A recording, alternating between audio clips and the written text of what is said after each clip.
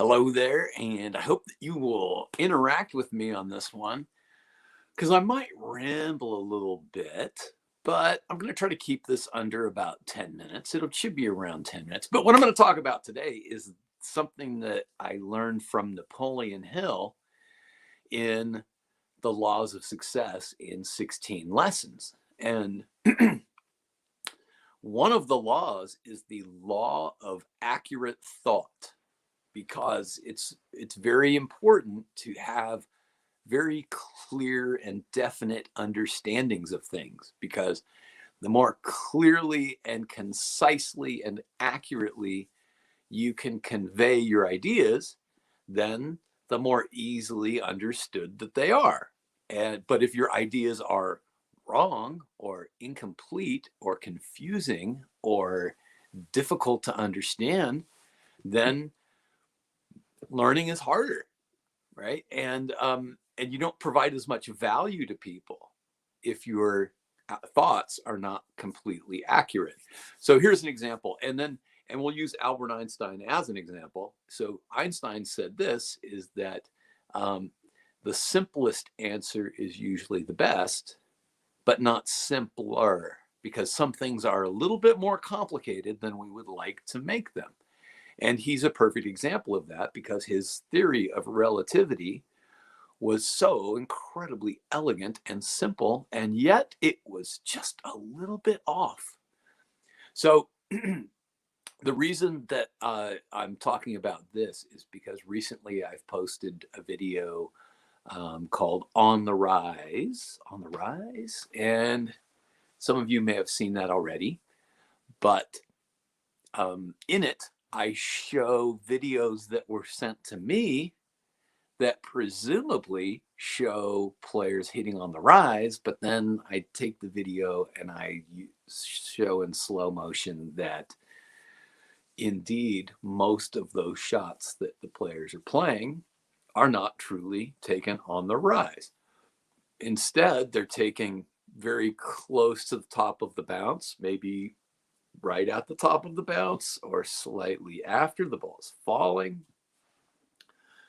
So if the ball's not on the rise, then why would someone say on the rise? And I know for a fact that as a player, when my coach told me to take the ball on the rise, I took it very seriously, and I was watching very carefully to see if the ball was falling. And when I could not do it, then I felt frustrated. Had I known that my coach was telling me something that wasn't realistic, then I might not have beat myself up so much. But I digress. So this is a problem. It was when you tell your students, when you, a student, hear something from a coach that is not realistic, but you're being told that it is, then it's frustrating. Okay, so what do we want? We want to minimize frustration. So it's really important to refine our thoughts and say things in a way that makes sense. And one of the really awesome things about tennis is that because it's an open skill and the art of the game is ever changing, then there will always be new things to learn in order to improve. I mean, look at all the amazing improvements that have happened over the years. So, so it's this. So in order to learn something, you actually have to disagree with something that you previously believed.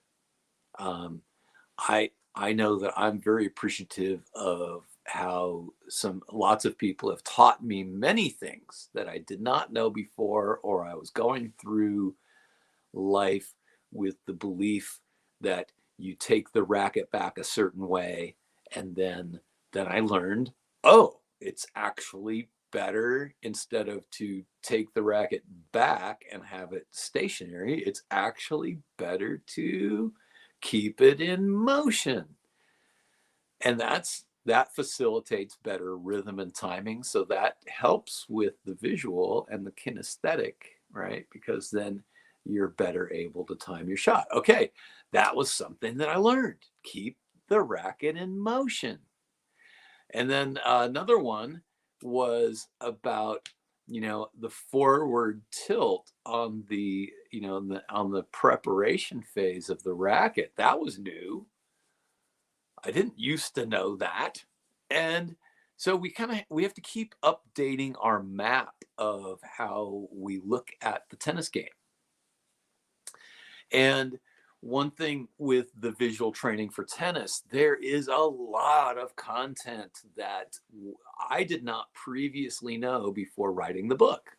So, I don't know if you are aware of this, but I had been teaching tennis for 28 years, and I thought I knew some things about vision, and that became about half of the book. Then I started to do a lot more research on vision, and many of the ideas that I held previously were held up, and that was nice.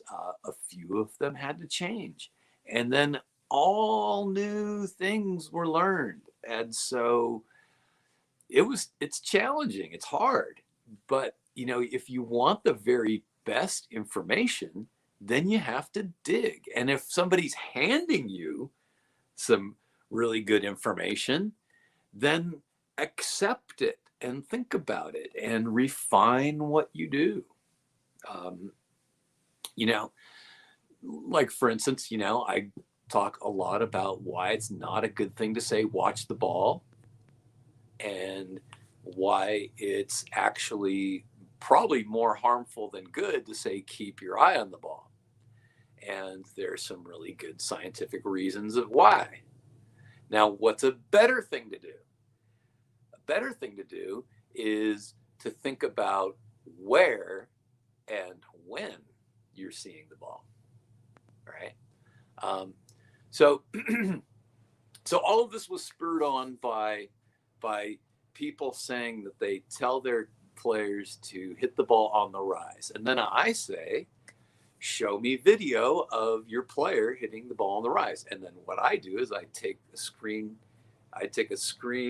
recording of that, and then I look at it in slow motion, and sure enough, the ball's falling, right? In one case, a guy showed his son, and his son actually really had two nice on the rise shots, and that was good. But out of the 11 shots that were shown, I didn't really see a lot of the kid playing, but most of the balls were falling, and that's fine too. So if we're saying on the rise, what do we mean? Do we mean always? Do we mean sometimes? But I think it's actually more helpful and more accurate to say take the ball at the top of the bounce, or take the ball as close to the top of the bounce as you comfortably can. And what happens there, what that empowers your player to do is to experiment with that and find out where is that place, right? Because a player who's 6'2" is going to take the ball on the rise at one place, and a player who's 5'2" is going to take the ball on the rise in another place. And one thing that's, I think, true is that in general, I find that smaller players are more successful. Smaller, stronger players are more successful at taking the ball on the rise than taller, thinner players. General observation. I don't really know the truth of that exactly, but it's an accurate thing to say. And in some of the videos that I was seeing, I saw players who were overly aggressive taking the ball on the rise, and then they weren't hitting efficient shots. So is that what you want?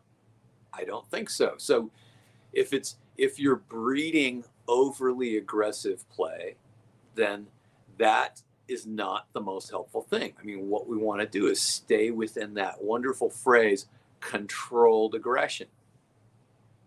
So remember, the game is still won because of errors. 2/3 of all points globally are won because of an error. Either it was a forced error or an unforced error. But 2/3 of all points end in errors. So error management is most important. And if you're going to make more errors because you are being overly aggressive, then that's a problem. But if you're going to be using controlled aggression and you can force errors, then you have to find that line. So this is a more refined way of thinking about it, is discover where is your particular threshold to be able to hit the ball the most efficiently, to draw out the most errors, while also then giving up not as many, because you want that to be positive in your favor. And the more positive that is in your favor, then the more easily you can win the match. But it all comes down to this: be very accurate in the way you express this, and think very specifically about exactly what you want to have happen, and know the difference between the reality of what's actually happening and the expression of what it is you're trying to do. And maybe what you'll find is that you'll have to settle for some kind of incremental improvement because you're not able to take the ball on the rise every time. You're just not able to do it. All right. So go out and be a very accurate thinker about your game, and go and find wise people who will help you to refine your thinking. And I'm about to get on a call on Winning Wednesday with some people who are going to help me to refine my thinking. So iron sharpens iron, people. Here we go.